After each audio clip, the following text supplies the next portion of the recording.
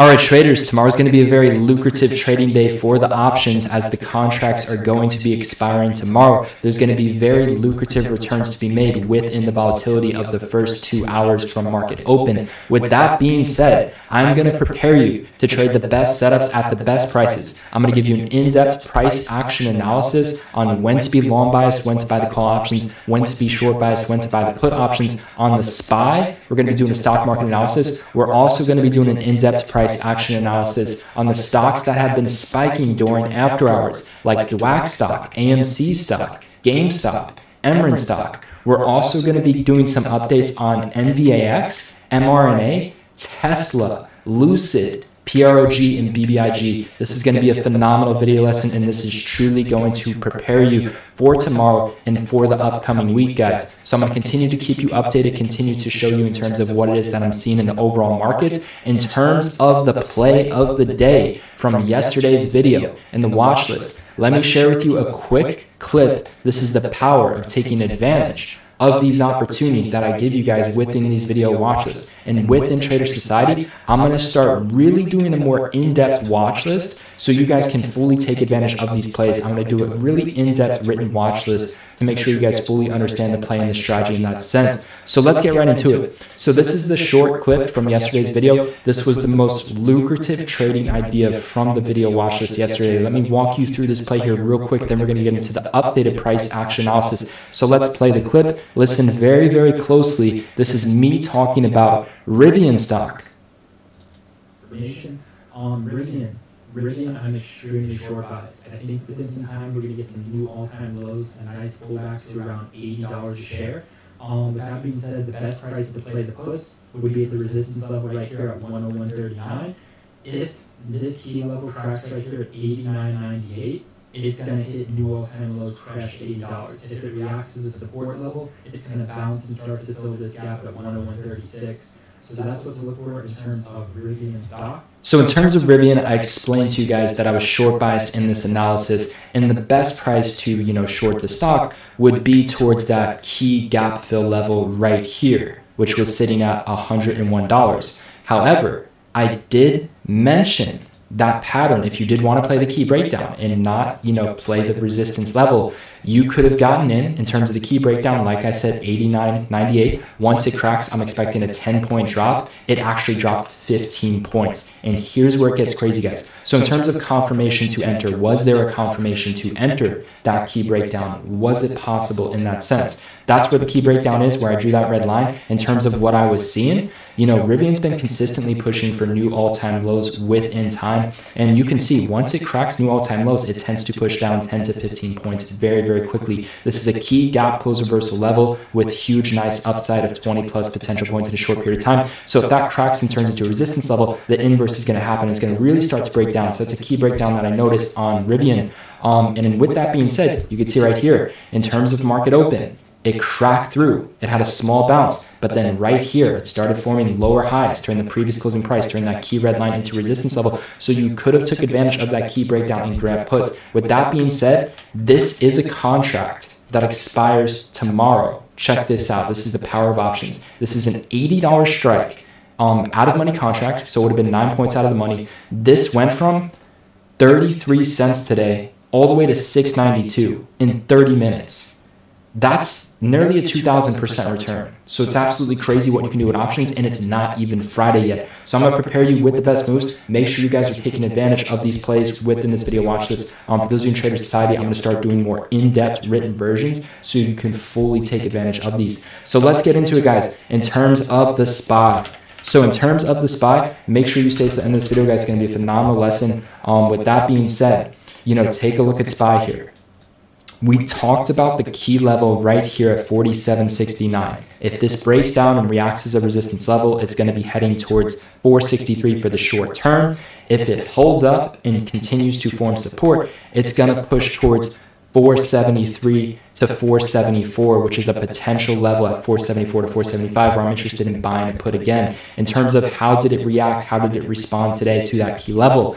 It did crack at one point, nearly hitting that 463 level, but it came back and it started closing above the previous closing price. So in terms of the updated analysis on SPY, for this to continue to run, it needs to maintain above 468.47. If it cracks that level, it's going to be on track to go to 463 within time. Bears are going to be in control for that macro side of the move. If it holds up this 468.38 level, they're going to try to continue to run this and push it back up to 474.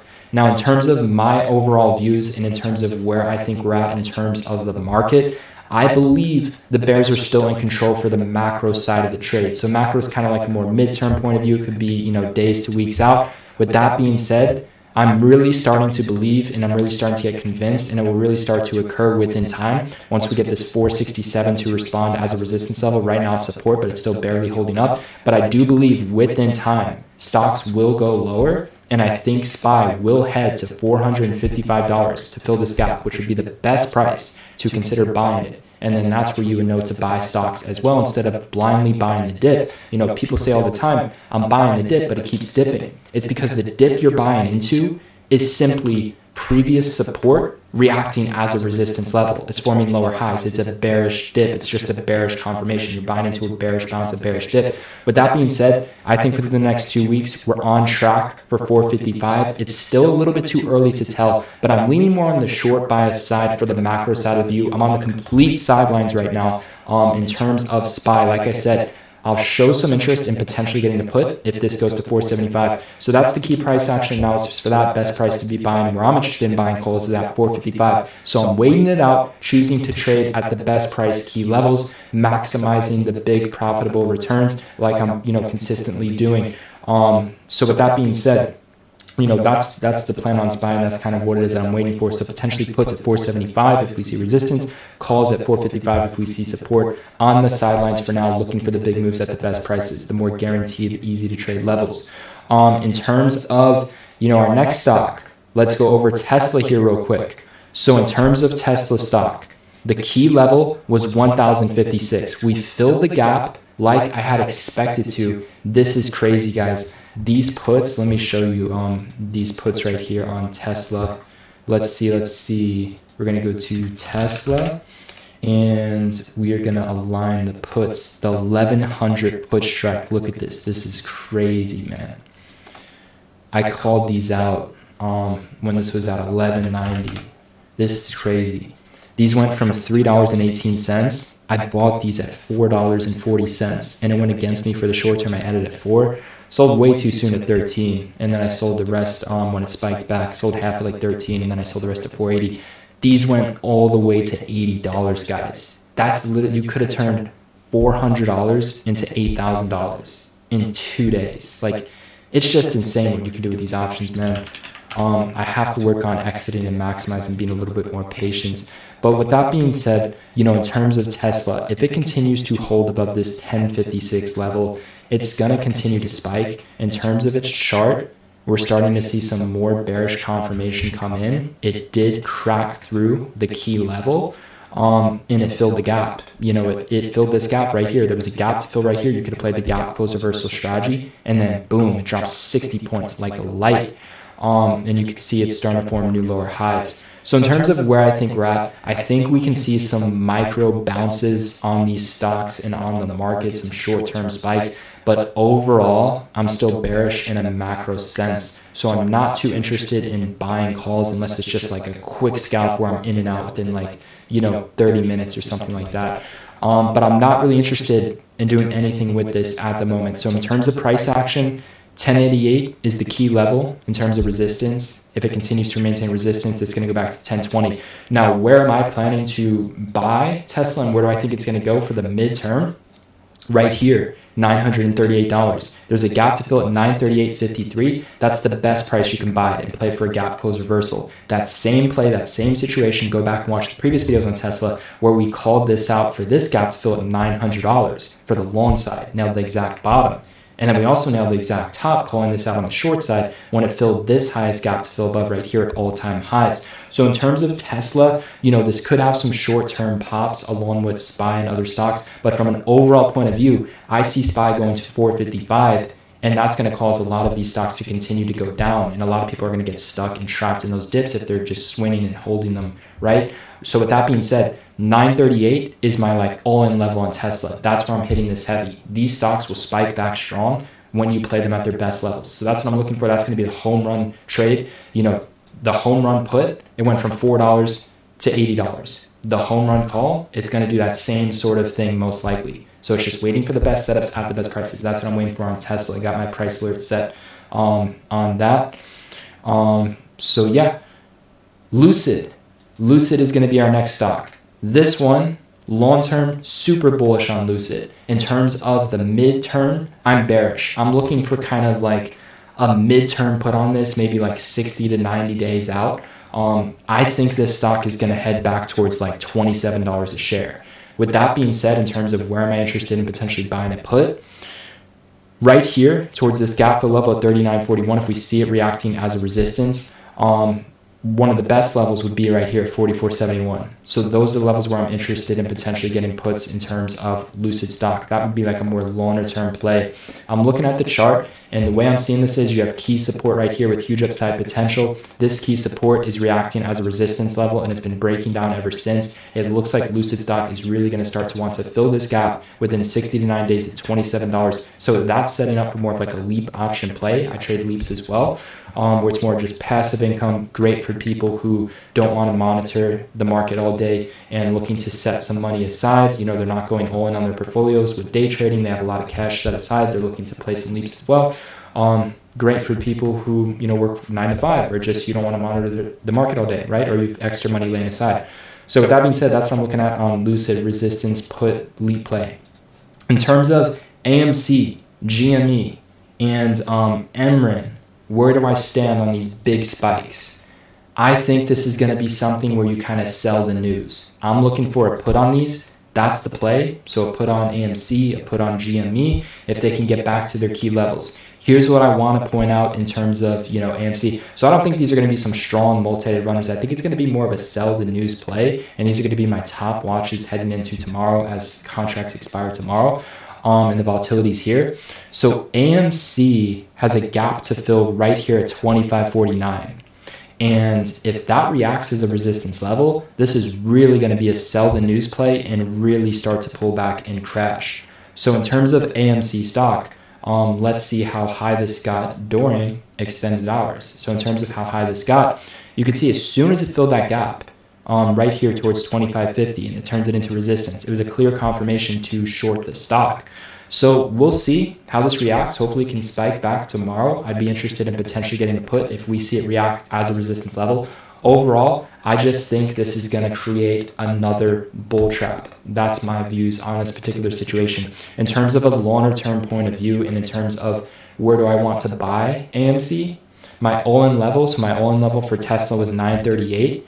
It will get there. Just be patient. My all-in level for AMC for the calls is going to be right here. There's a gap to fill at 1641. Every single time, and this goes for Tesla as well, every single time AMC fills these key gaps, it has reversal. There was a gap to fill at 32. It fills the gap at 32. It shoots up all the way to 45. There was a gap to fill right here at 26. It fills the gap at 26. It shoots up to 34. There's a gap to fill right here at 1643. Once it fills that gap, this is going to skyrocket to at least $22. So that's that all-in level. From a macro point of view on this chart, this is a bearish chart, not to say that it can't spike for the short term being in it, but in terms of overall price action, where eventually it's going to be getting into most likely in the next 60 days, you can see this key heavy support with huge upside potential, crack through, and now it's reacting as resistance, just keeps trying to crack through this 2880 level.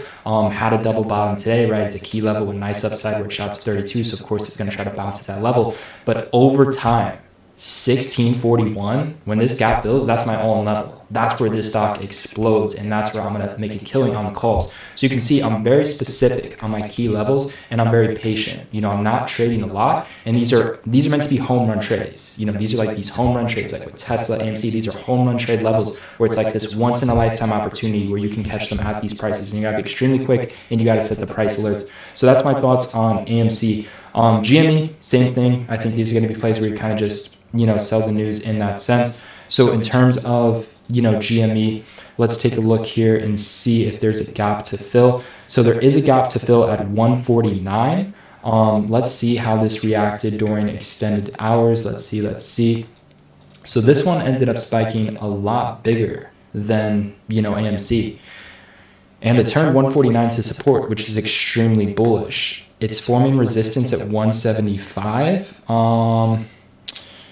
So, I mean, overall, I don't have too much. Okay, actually right here, check this out. There's a gap to fill right here. There's a gap to fill at 173.65. Look at that. As soon as it fills that gap, it starts to have a reversal. So same situation. GME filled a gap, AMC filled a gap. They've been having reversals ever since. So they're both setting up for sell the news plays where I can trade those. That's what I'm looking at on those. So I'm looking to buy puts if they can spike back towards those key resistance levels. I think we're going to see a nice pullback, right? So that's what I'm looking for on GME. If we can get a rip towards this 173 level and struggling, it's reacting as a resistance level, I'm going to look to buy the puts, ride this back down, sell the news. As for MRNA and NVAX, I'm on the complete sidelines. So since NVAX cracked 135, I'm waiting for 102. There's a key gap fill level using the gap close reversal strategy. Key support at 102.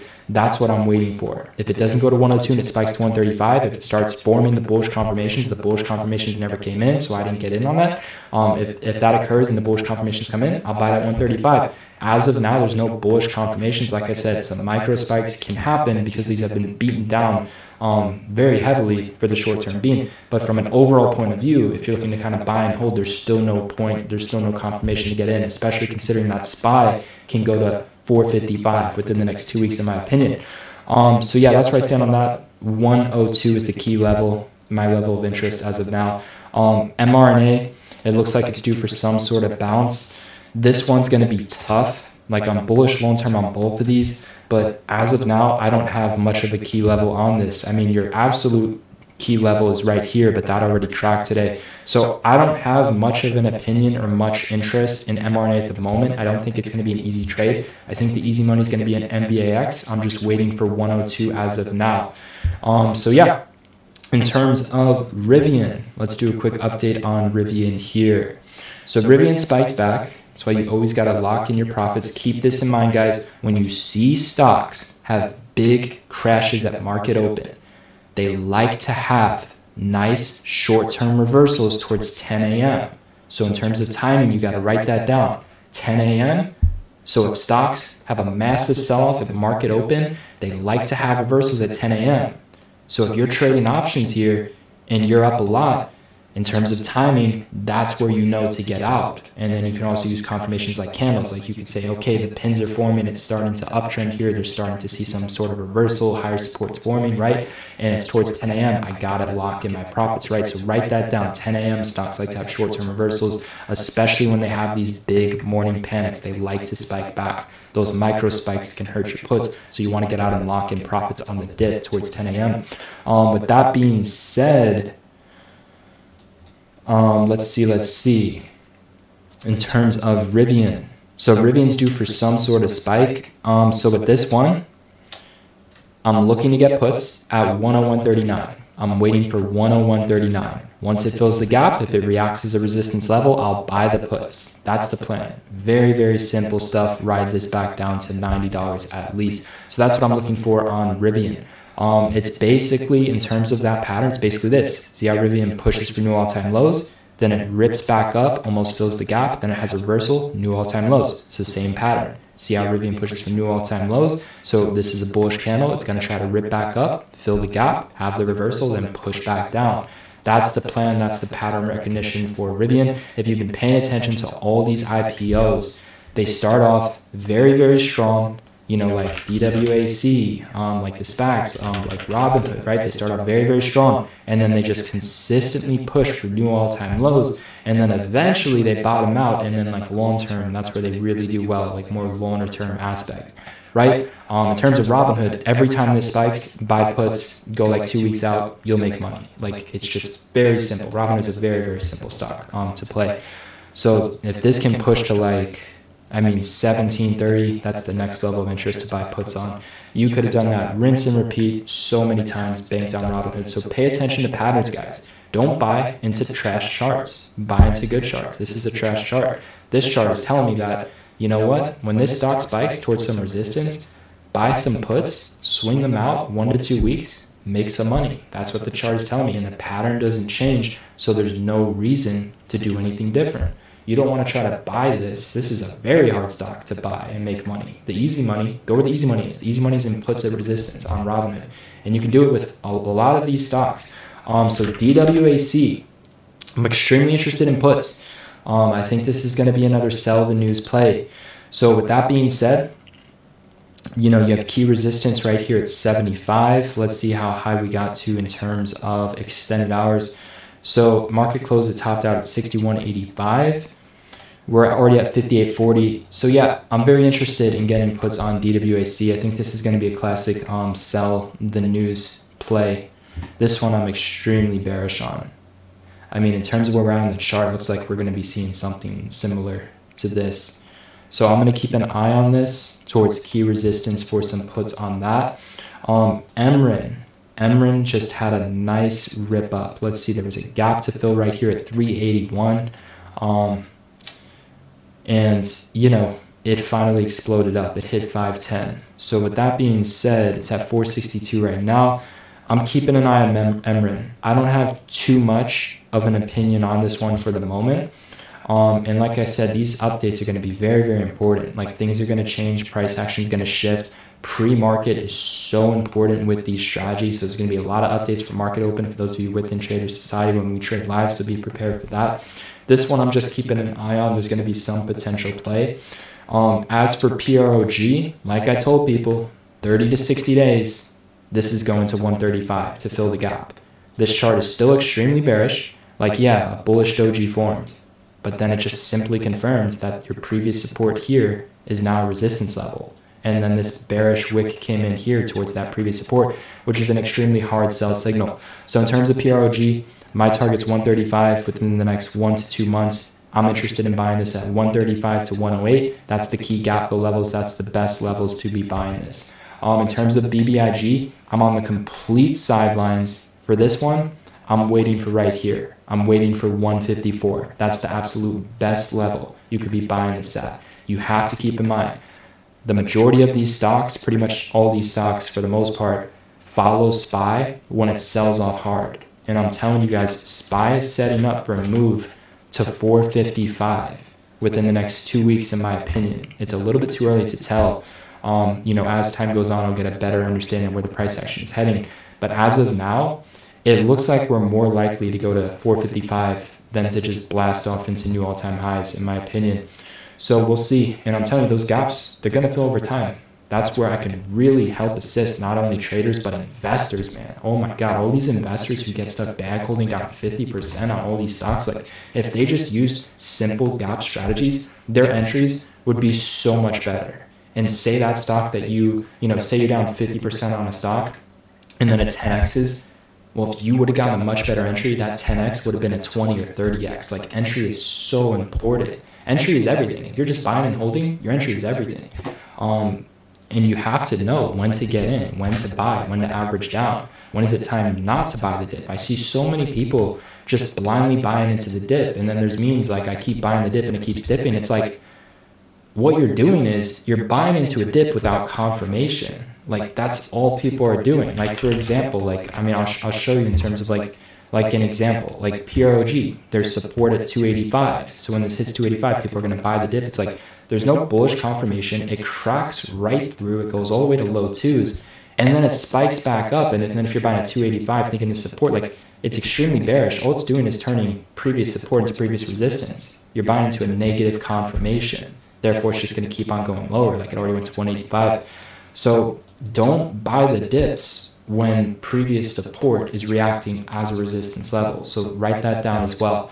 But yeah, guys, I'm going to be wrapping this up. I hope you enjoyed this and learned a lot. Within Trader Society, we're really going to detail these watch lists out. We're going to be trading live like we always do every single day at market open. If you do want to learn more about what I have to offer within Trader Society, there's more information down below in the link in the description. So just go through all the information. If you feel like this program is going to be right for you, then we'd love to have you in here. So with that being said, guys, I will see you live tomorrow at Market Open within Trader Society. Let's crush it and let's finish this week strong, guys. Oh, and one more play. How can I forget? BBBY. This is another one that spiked. So in terms of this one, you know, we had the gap right here. There was a gap to fill at 1604. It filled the gap. It had a reversal, key resistance, so gap close reversal. With that being said, we did see a small spike up in after hours. This went from like 1450 to 1493 as of now. For this one, I'm looking to add more to puts towards a breakdown of like 490. If 490 can crack, I'm still bearish on this. I think tomorrow this BBBY is going to go to 1370s. I think next week we're going to go to 1330s. This was just at 1190s. I'm telling you guys, this looks very bearish. I think this stock is in the process of a gap close reversal. It filled the gap. Ever since it filled that gap, it's been reacting as key resistance. So you got to get in at the best prices. That's where I went wrong this one. I chased a little bit. But I think this is going to be FCL over again. It's just going to require some time and some patience, where FCL, you know, filled this gap right here. Once it filled this gap, within time, it took 3 days, but within time, those put options that I had referred, it was these ones right here. These put options exploded. These 5.50s, man. We had these at 9 cents, 9 to 12 cents. We were getting in on these. These went all the way up to 53 cents. So I'm keeping an eye to add more to BBBY puts. That's what I'm seeing on that. But yeah, guys, I will see you tomorrow live within the chat. And peace.